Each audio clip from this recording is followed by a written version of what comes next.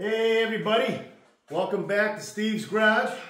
Hey, in my last video we were working on this motor from the 1936 BB truck and trying to get it going. So while I was trying to get it going, you know, I did do a little bit of wiring from the generator down to the battery, and from the points we grounded out and tried to take everything to do some sparking here. But I soon came to realize, once I got inside of the the distributor here, this is, they call these the old diver bell distributors, so they kind of look like, you know, resemble a diver bell's helmet, and you know, it's a nickname, the diver bell. But this has two sets of points in it, and there's one on either side in the back here.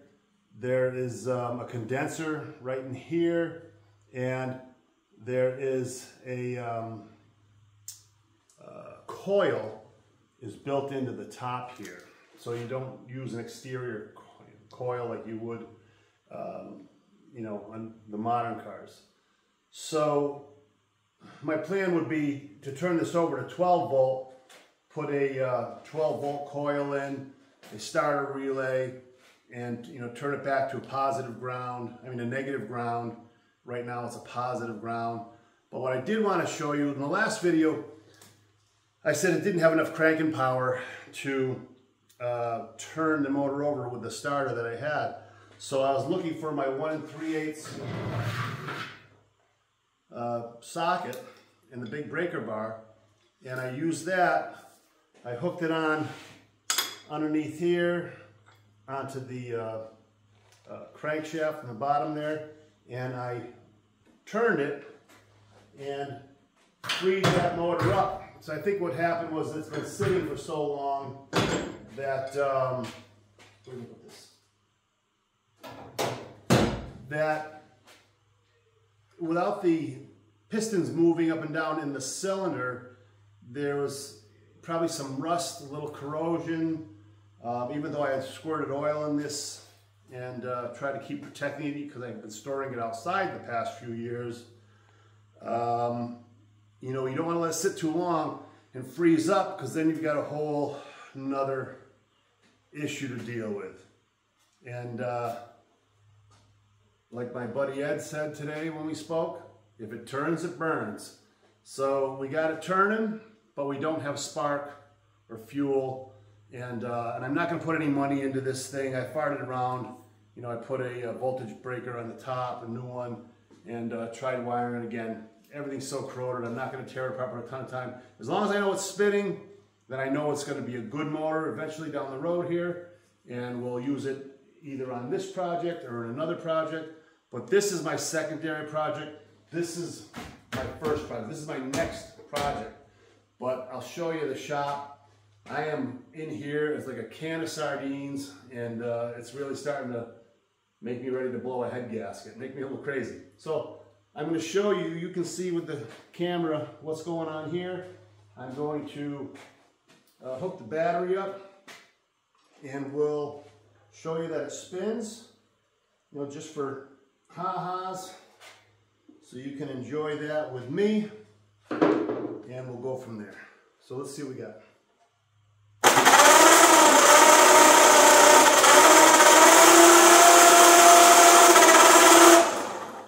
So there you have it. Proof positive. So what we're going to do now is, I'm going to show you my conundrum here, and I'm going to pull this thing out of the shop. And I'm going to wind up wrapping this whole thing back up and tarping it over, making sure all the holes are filled, and keep the mice out of there, you know what I mean? So if you look around, I gotta put my glasses back on because I'm blind. So if you look around right now, I've got this hot rod, which is still nice weather outside, and I want to ride it. I want to drive it. This thing is taking up way too much space, gotta go. I've got my loader in here because winter's coming and it's diesel, and I've got to keep it warm, so that's got to stay in here. And then I've got our next project right here, and we're going to go through this, because this I haven't touched since I got it here. The only thing I've done is I did throw a battery in it, and the motor does turn, but I'm sure, again, it's got the same diver bell down there. I don't know if you can see it. You can barely see it right back in the corner there. That's the distributor right there. And you replace them with they call it the crab. It's a whole another upgraded system. So this is the inside of this thing, and I've got to take all this shit out of here, go through it, get all this stuff. This is just the way it came from Texas, but as you can see, the floors, I mean, everything's it's in great shape. It just needs some tender love and care. And this is the trunk. Has, you know, window trims in it and whatever hidden secrets we don't know. And I've got some tape on here because I'm kind of, you know, what I want to do with this thing is take this roof line, cut it, and move it forward. And, you know, it's going to be insane. And any of you guys that are saying, oh, you're cutting up a good car. Well, they made 860,000 of those, so I don't think we're going to miss this one. And if you look at them online, nobody buys these things. So let's make it into a hot rod. Okay. We'll put some cool into the old school. You know what I'm saying? So I'm going to set up back here. And you can hang with me if you want or not. And we're going to tow this sucker out of here. Maybe I'll put it on the other end. Might be a better view from the action.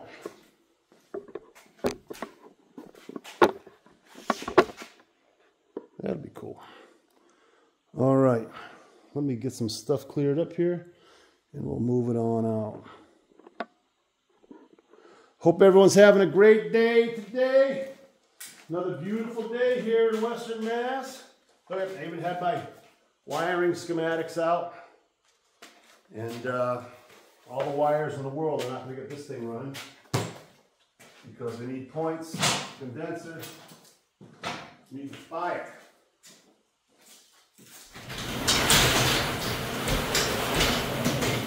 Look at that day. All right, I'm going to move some stuff.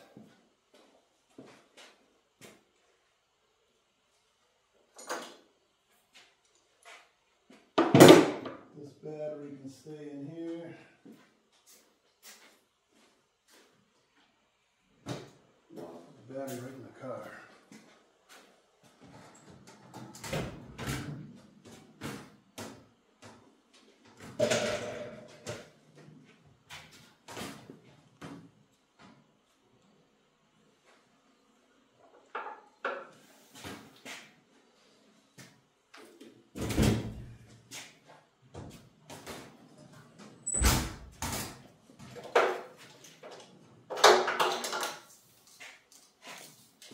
Yep, he gave it the old college try, as they say, but no spark coming out of that motor.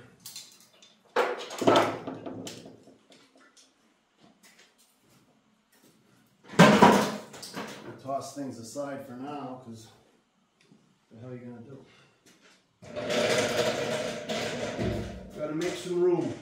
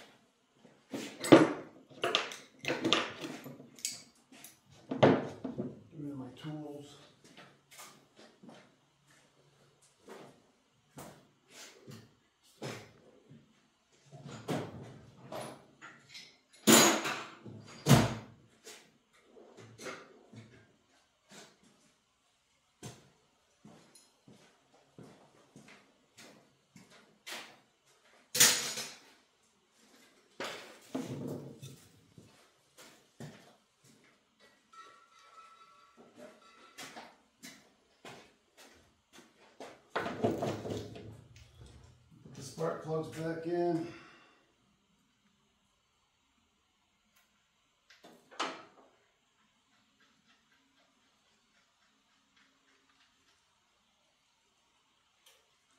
Yep, 1936 BB. I've heard of the AA, but I never heard of the BB truck.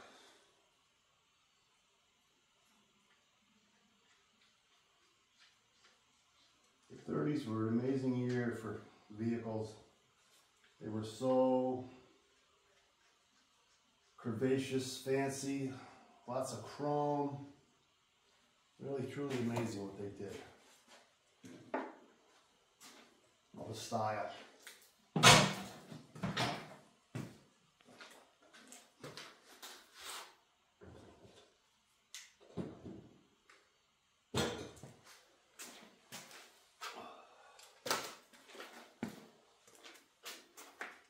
See this book right here? It's a great book. And you guys building cars? How to wire your street rod. It's a thin little book, but it's very simplistic inside. Very detailed and easy. It takes, you look at wire schematics and, they're very difficult to follow until you learn all the language, because literally it is a language. And so you know what the ground sign means, and breaker points they show, and switch points in there. It's like a hieroglyphic language, looking at an electronic schematic. When I first saw it, I'm like, I have no idea. And then, of course, you have that wonderful thing called the internet, and you look up and you learn how to do stuff. So we got the plugs in there. Again, I'm going to seal this thing up good and tight, because the mice, you know what they like to do? Bite themselves in for a good time.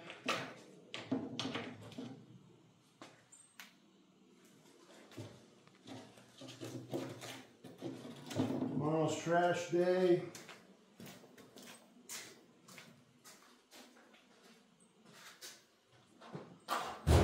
Save your nuts and washers, you're going to need them.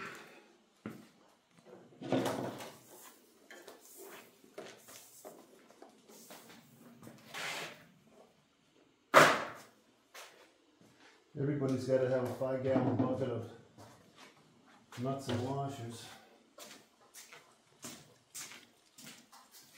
All right.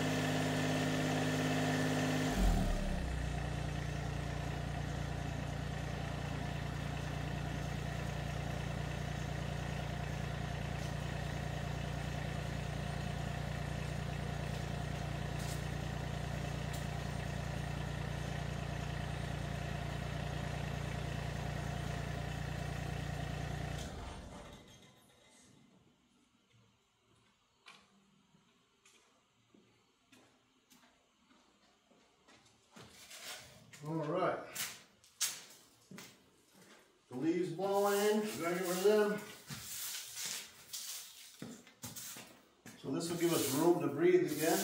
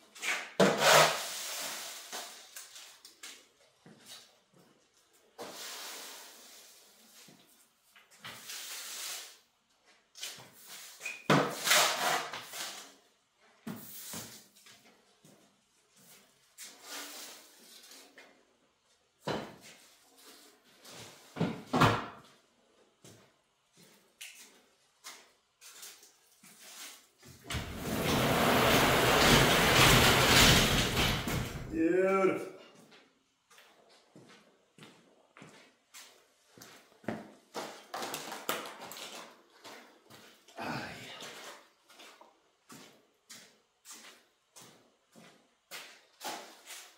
So,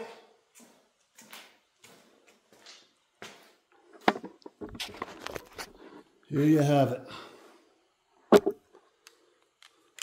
So if you can see my lines now, right? Now you know what I'm talking about.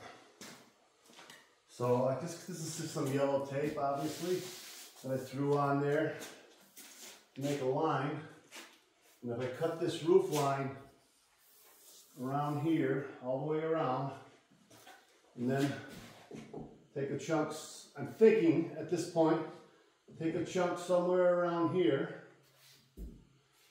and somewhere around here. So you have this part here. Let me get a piece of tape. Show you.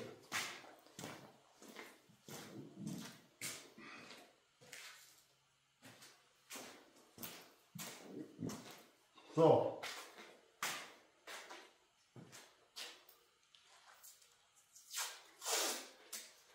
if we were to, for example,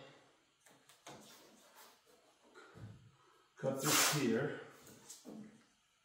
Right? So cut this straight across here, okay? Then where this comes up in here, somewhere, maybe, around here,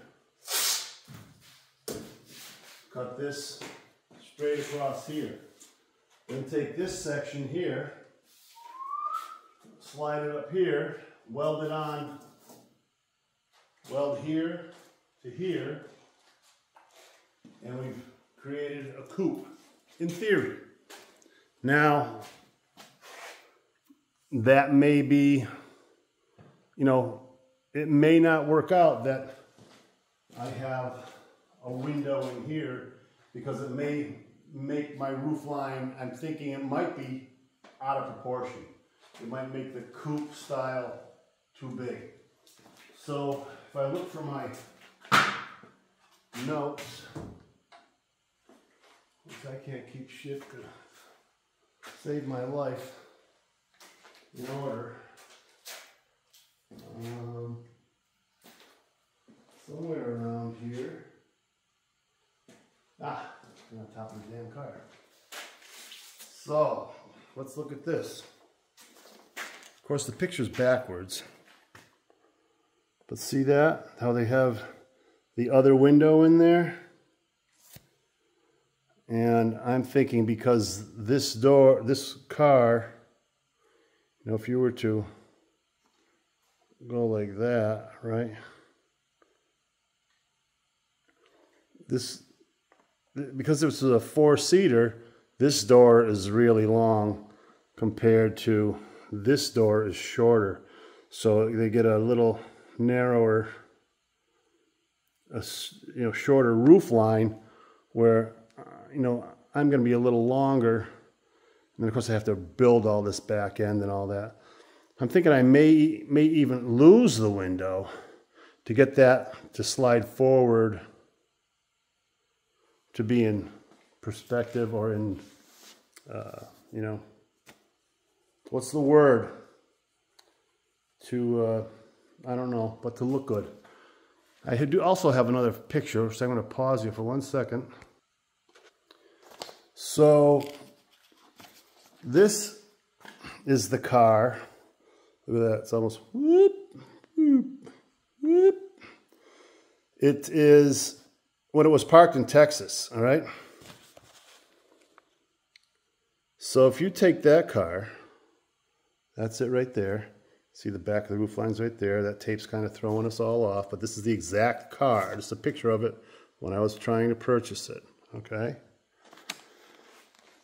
So what I did was I took this photograph, made a couple copies of it, and then I just cut it up with scissors and came up with this, okay? So that's the same car. And the perspective looks pretty good here, right? So this roof line, although it's a little longer than a standard coupe, I think is pretty cool. And that was, you know, me cutting it up with, you know, just scissors and pasting it back together. That was when I was a printer, that was we cut and paste. So, original coupe, hand-built one. I'm kind of cool with that. I kind of like the third window, or there would be 5 window at that point, but we could lose it and make that a little tighter. But I kind of like the window in the back there. It would be a fakie. People would be looking and go, what the hell? Why does that not look like a coupe? Because the roof line would be longer, the door would be longer, which is good for me because I'm 6'4" and it'll be easier loading and unloading. But I think that's kind of cool. So I think we're on the right track. That's that car right there from Florida. Cut up. You see my handy dandy work there. So that's what I'm going to shoot for. Trying to keep that window behind the door. Be good for seeing out of too when you're trying to take a corner or whatever, parking lots. And then make it red, man. I'm a red guy, I don't know why. Favorite color since I was a kid. There you have it. So, that's what we're going to try to do. Can we do it? Hell, I don't know. We're going to give it the college try. We're going to cut it up. And we'll have to build all this back, but all these lines are still here. So I want to use all those lines. We'll cut like an inch down around here, get that forward. We're not using the rear. We can rebuild all that. We have some door work to do, you know. These are all effed up, out of sync. So we got to jack all that up, bend it all around, make it work. But I couldn't be more excited about this. Winter time's coming. Gorgeous out there right now. October 22nd or 3rd, I don't know. I never keep track of the time. But it's like summer, really. I mean, this is our Indian summer, we call it in New England here.